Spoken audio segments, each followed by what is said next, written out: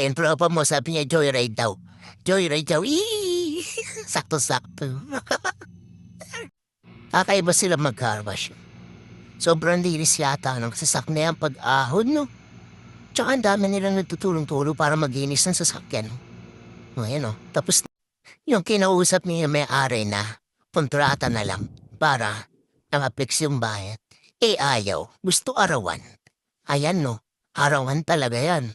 Baka ulagpas na ng 1 taon yan, no? Nagtagal ka dyan, no? Tinutulugan niya talaga, eh. Arawan daw kasi lugi sila, eh. Arawan pala, ayan yung kontrata. Sino kaya yung nagpa-deliver sa kanila ng bahay, oh? Ang angas, oh. Deliver agad talaga, yun. Kung wala ka pa bahay, tapos mahilig ka online lang. Ay, no. Pati pala sa mga